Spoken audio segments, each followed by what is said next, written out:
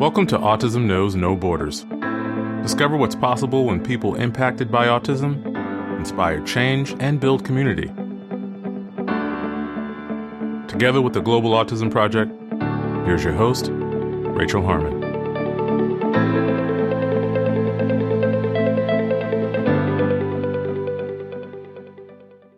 Hello, everyone. Today, Cassie Harden Scott is back on the show. You may remember her from episode 23 with Rusty Hornig-Rohan and episode 42 with the rest of the Global Autism Project staff. As our Director of Outreach, Cassie works closely with our international partners to help spread autism awareness and acceptance in their communities. She also designs all of our organization's branding to make sure our messaging is consistent across our programs. In today's conversation, we discuss why logos are important, different iterations of the Global Autism Project's branding over the years, the puzzle piece controversy, Cassie's creative process designing our new logo and the meaning behind it, and 2 upcoming series of this podcast led by Molly and Cassie. In this episode, discover what's possible when curiosity sparks creation. To learn more about Cassie and her work, please visit our show notes at autismknowsnoborders.com. We appreciate your time. If you enjoy this podcast and you'd like to support our mission, please take just a few seconds to share it with one person who you think will find value in it too. You can also follow us on Instagram at Autism Podcast, subscribe to our YouTube channel, Global Autism Project, and join our online community at community.globalautismproject.org. And now, I present you Cassie Harden Scott. Hi, Cassie. Welcome to Autism Knows No Borders. Thank you so much for having me. It's good to be back. Many of our listeners might already know who you are, but just in case, could you briefly introduce yourself? Yeah, I'm Cassie. I'm the Director of Outreach at Global Autism Project. All right. And as the Director of Outreach, I know you have many responsibilities, but one of them includes making sure our messaging and our branding is consistent across all of our programs. That way, the mission of our work is clear to the public. They have a specific understanding of who we are as an organization. And included in this is also our image, right? So our logo. And you've been involved in the development of our logos over the years. And I say logos because we've had different iterations of it, at least since I've been involved in the last 4 years. So first, before we get into that, let's talk about why a logo is important in the first place. Yeah, logos are powerful. There's a reason that every organization has one. It's one of the first steps that businesses and organizations take when they, aside from filing their paperwork and becoming an official business, organizations create their logo or have their logo designed. And it's not as simple as it may sound. It's not just icons. Over the years, I'm sure you can even imagine brands that resonate with you that, feel like nostalgic, and brands that inspire memories within you. And it all comes down to a logo or a motto or some kind of simple representation of that organization. It's small. It's something that's put on letterhead. It's something that's put on boxes. It's something that is small and mighty and meant to speak to the values and actually evoke feelings and emotions in people. So yeah, over the years, we've had a few various ones because as an organization, just like humans, we're humans working in an organization serving humans. So we naturally evolve and change and shift and grow. So our logo has done that as well. Yeah, wow, there's so much involved that you just wouldn't really think about. That's kind of subconscious in a way, right? Like the way that you're saying that it evokes feelings and stuff, like that happens all the time, but you're just not really aware of it. Yeah, even font choices that are meant to make you feel softened and comforted versus fonts that are designed to make you feel empowered, even fonts that are leave you feeling curious or inquisitive. There's, school logos that are playful and interactive and colorful. And there are corporate logos that are clean and direct and full of straight lines and to the point. So even though we may not be aware of it, some of us are that play in this world of branding and logos and creative. But the general public, we have no idea why certain images make us feel certain things, but there was definitely intention behind every piece of it. Mm-hmm. So could you talk about what our initial logo looked like and then why we decided to shift over the years? Yeah, it's funny. Our first logo, Molly, our founder and CEO, she designed that with the help of an artist, and it has not been seen a lot, but it's two hands coming together across the world. It's playful, it's illustrative, and it's the same colors. We've got some nice, I can give you the hex codes, but we've got some nice blues and periwinkle and purple, and those colors were really Molly's favorite colors. So periwinkle kind of being the heart of it, which periwinkle is a softening. It's meant to make people feel calm. It's meant to make people feel at ease versus like a red, right? So periwinkle has been our color throughout for the past 19 years. That first logo, which is really fun, was kind of a playful, not a perfect circle. It had some, misshapen, so like the earth, and then two hands coming together, reaching across where maybe two continents would be. And even, you can go deep down the path of it's, the hand, one is placed in the northwest hemisphere and the other is placed in the southeast hemisphere. It's fully representative of the entire world and this coming together and humanity. Mm-hmm. Yeah. So that was the first logo. The next one is probably the one most people have seen, where those hands became puzzle pieces. And they were representative, similarly, coming together, continents coming together to create a whole. That was an initial vision. What's interesting is the puzzle piece took off as a representation for autism once Autism Speaks was created, and they were highly focused on awareness. But the Global Autism Project had the puzzle piece. It was a symbol of autism early on, before Autism Speaks made it their primary feature. But that's why we had the puzzle piece. Was early on, it was a symbol for representation and a symbol for pieces coming together, and it had a slightly different context in the beginning. So our logo had, again, that world that was a slightly misshapen, a little playful, very illustrative, with two puzzle pieces, again, different hemispheres. I don't know if that was intentional when it was initially designed to be wholly inclusive of the entire planet. But for me, that's how it read. Which is an interesting point. Sorry to interrupt you, but just because with art and different people's interpretation of it, it could be really interesting how some people might read that differently. Yeah, absolutely. And it's meant to be that way. And a lot of people don't know this. I stumbled into this field in a wonderful way, and I love where I am now. And I have a bachelor's degree in fine art and art history.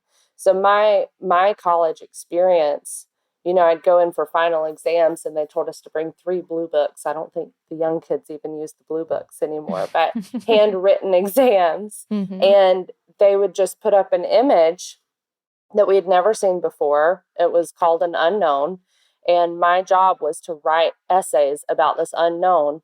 And whether it's right or wrong, if my argument was sound, I got an A.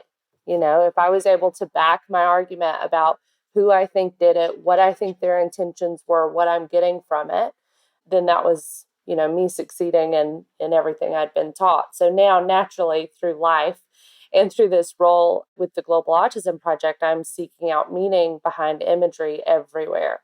So the logo conversation has been fun for me. And the interesting conversation around the puzzle piece I've been very engaged in the conversation, I think, from day one, just trying to learn and understand people's interpretation. Right. And at that point of the organization's history, were we getting any feedback about the puzzle piece yet? No, not much. That's been pretty recent in the past few years. Okay. I think with awareness initiatives globally and various organizations taking on the puzzle piece, it kind of created some questioning of what role the puzzle piece played.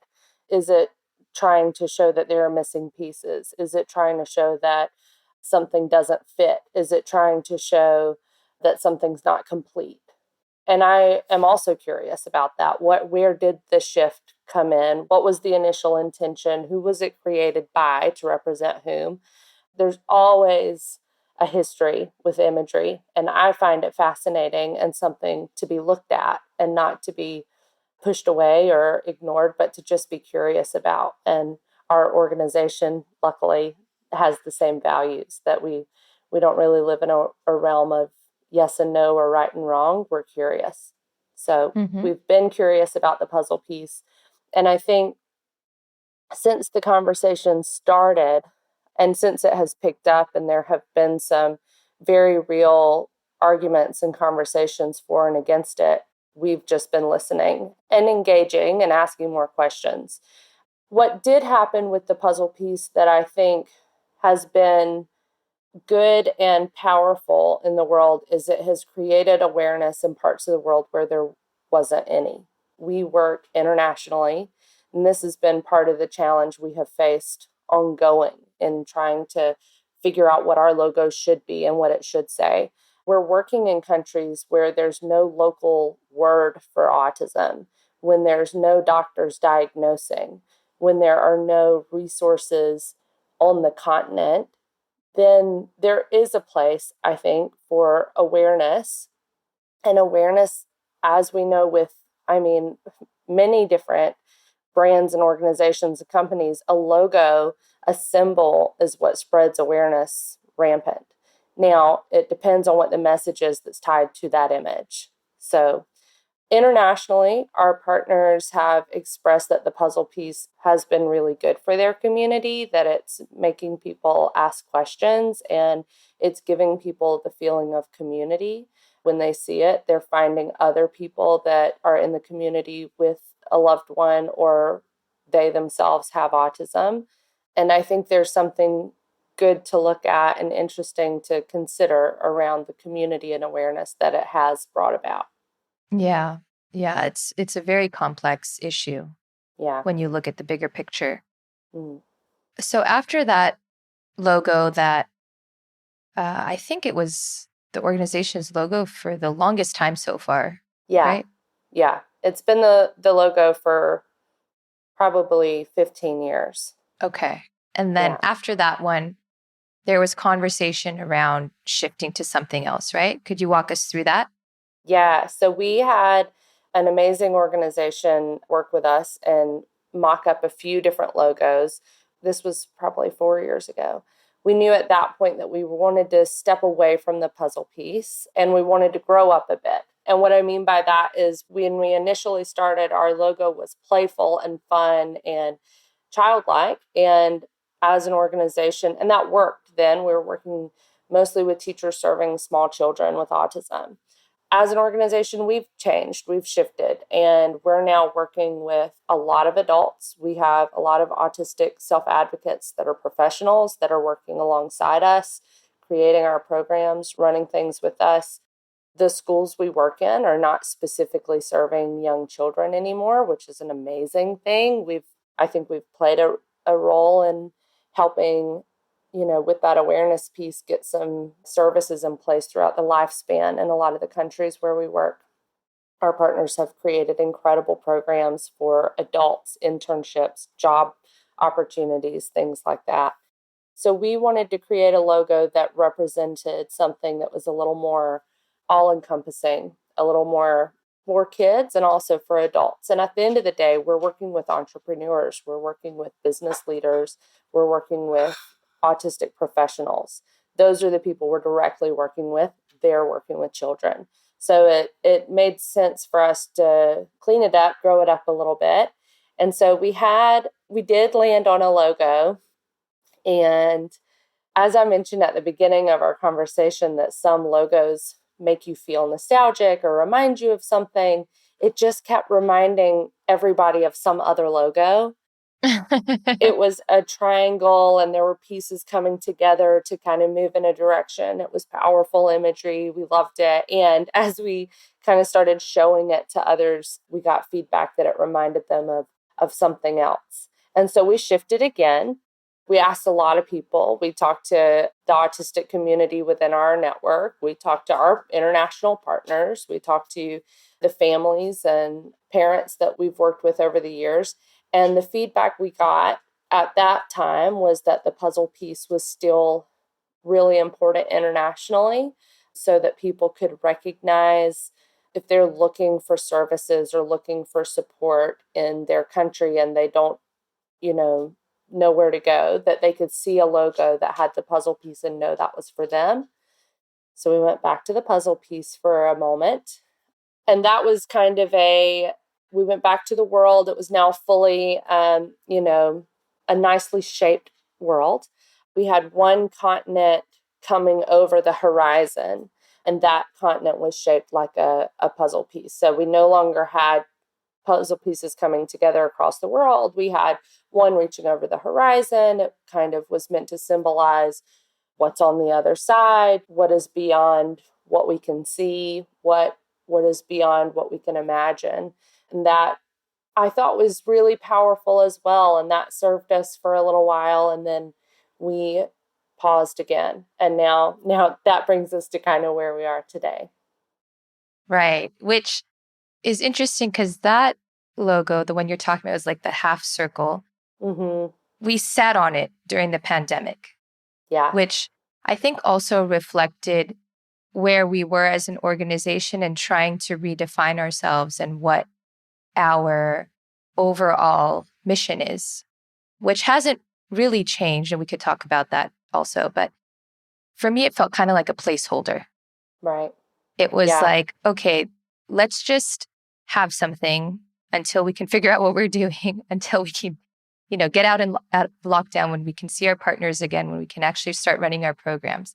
Yeah. And so that brought us to earlier this year, right? And we brought the logo conversation back on the table, which was exciting because we were sending teams back out in February. So it was a moment when I think we were ready to kind of redefine ourselves. Yeah. So this logo, you actually designed yourself. Yes, I did. We got to a point where we had, too many cooks in the kitchen is a good thing a lot of the times for us. And we got to the point where we were just saturated with people's ideas and feedback and thoughts. And I think to your point about we sat on that logo for a while, I think it was because ultimately it was created out of a desire to answer what everybody said they wanted. So it was like a subtle puzzle piece, but also a puzzle piece, but not super recognizable at first glance. And, it felt like a dance around what we wanted to say.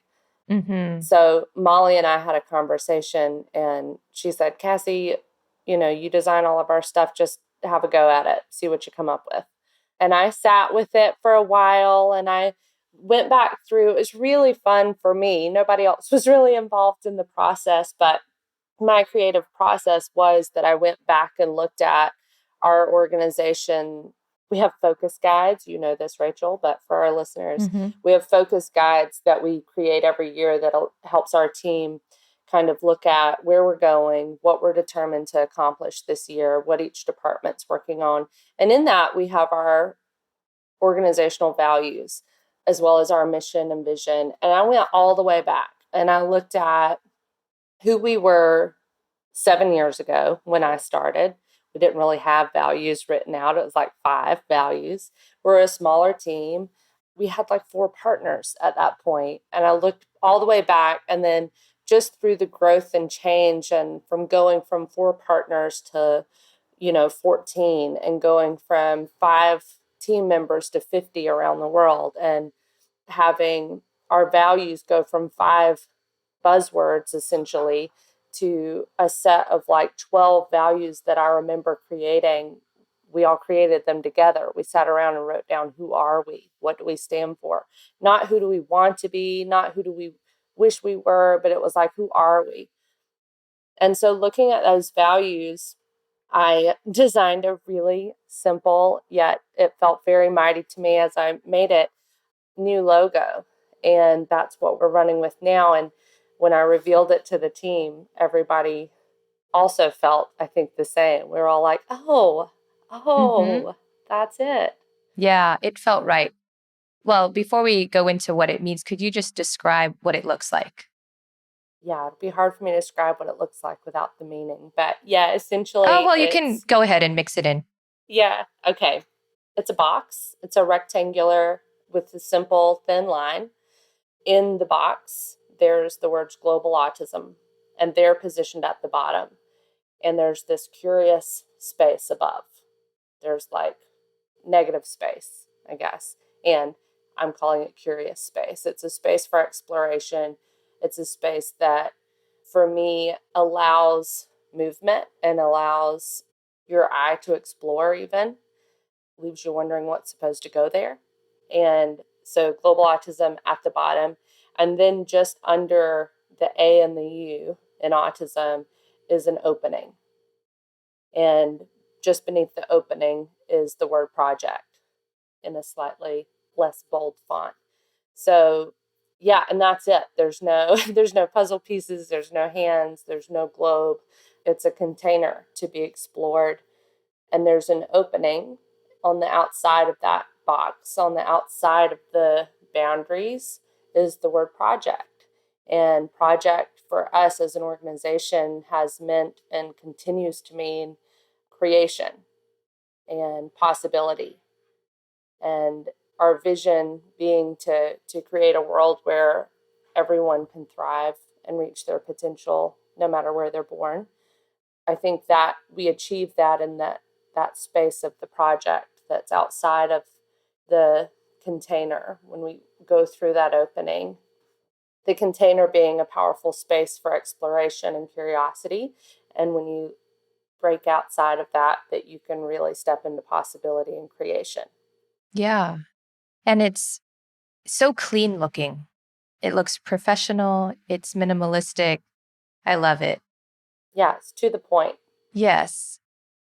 And relating it back to our vision, our mission, it makes sense in that a lot of our work is supporting entrepreneurs, is supporting people who serve.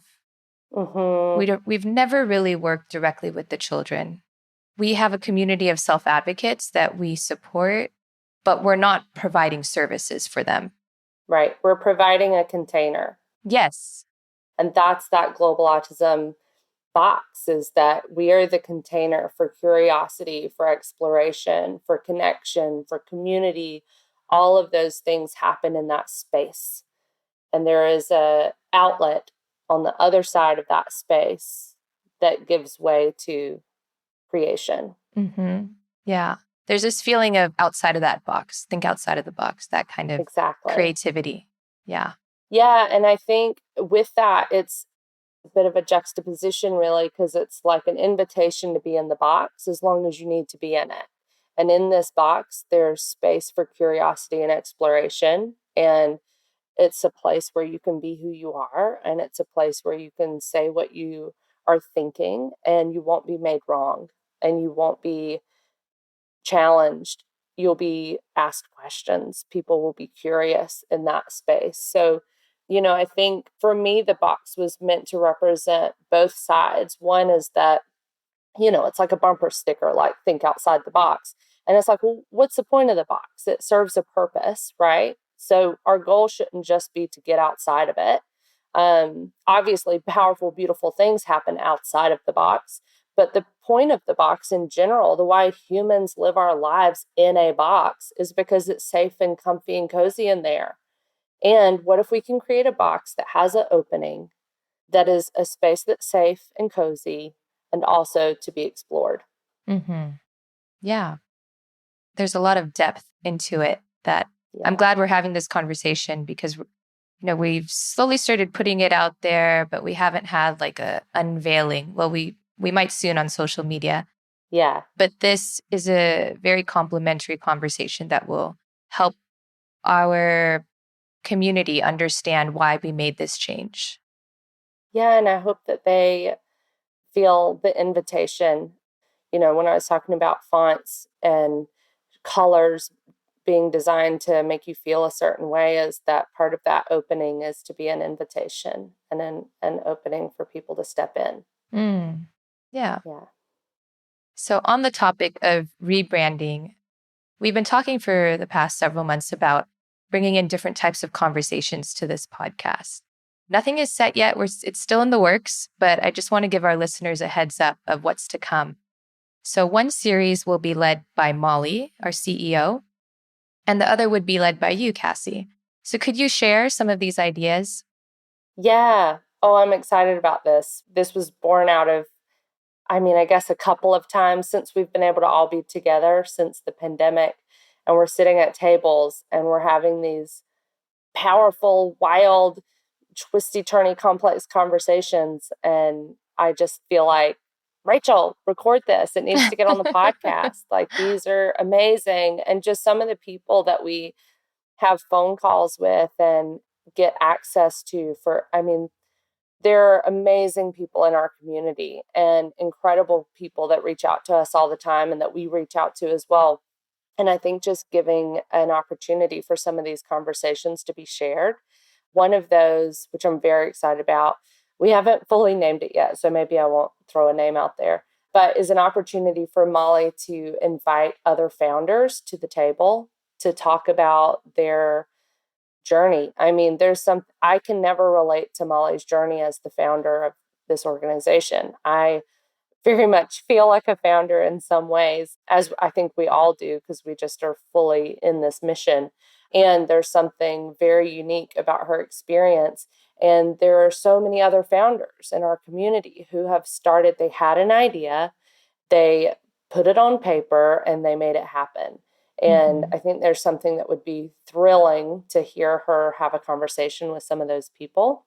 Yeah. To hear about the challenges they've faced, to hear about their triumphs, to hear about just the journey and even where they are now, to inspire and just kind of give a space for other people that are in that place of thinking about that maybe they're still in the idea phase and they haven't yet put it on paper, or maybe they've put it on paper and they haven't yet made it happen. So having a channel where other entrepreneurs and founders and visionaries can come and sit and join and listen and learn from each other. So that's a big, exciting idea. Yeah. And I know you're not completely set on what your series would be about, but if you want to share anything about it so people can get excited. Yeah. I don't know what mine's going to be yet. I've had a few different thoughts. Mostly that the conversations I love having are conversations with the people in our network, in our community, who have traveled with us, worked with us in some capacity, and have experienced some form of breakthrough transformation through their own career, through their own understanding of what they're here on this world to do, through, just accessing the power of impact. I guess when you go on these trips, you realize how powerful you are. And I think for me, I love talking to people and being with them as they discover their limitless potential and really getting, oh, I'm amazing. I am an amazing person and I can do big things in the world, and I do not have to play small, and I do not need to just clock in and get through life, and I do not need to pretend to be something I'm not. And I just think those kinds of conversations could be really fun to have and really fun to share. I feel like my purpose in the world is to invite everybody to be their biggest self. So something along those lines, having conversations about what's possible, when one person steps up and everyone joins. Yeah. Well, I'm excited. I think this is going to bring kind of a fresh air to the podcast. We've been doing this for 2 years already. It's been great. Yeah. It's been a lot of fun, and we've been sharing so many different stories. But I think just in the way that you were talking about, growing up and evolving, this is a great moment for us to step outside of that box, step outside of that comfort zone, and see what else we can do with this platform. So yeah, I'm excited too. And to have, I think it'll kind of continue to create a version of the conversations we do have in the office and we do have in the field, and being able to have myself and you and Molly just talking to all the amazing people we work with through different avenues will be exciting. Yeah. All right. Well, everyone stay tuned for when this is going to be launched. We don't have a timeline yet, but we'll keep everyone updated. Yeah, perfect. Thanks so much, Rachel. Thank you, Cassie. Thanks for tuning in to Autism Knows No Borders. We're very excited about this transition of growth as we continue to reinvent ourselves as an organization. What do you think of the Global Autism Project's new logo? Share your thoughts over in our online Global Autism community. Sign up today at community.globalautismproject.org. Let's work together to transform how the world relates to autism. Thanks for listening. Take care. Tune in each week for engaging conversations of how people across the globe are inspiring change and building community. You've been listening to Autism Knows No Borders, brought to you by the Global Autism Project. You can find Rachel's notes for this episode and learn more about today's guests at autismknowsnoborders.com. If you enjoyed this episode, please kindly rate the show and leave a review. By doing so, you'll be helping us increase awareness and acceptance of autism around the world.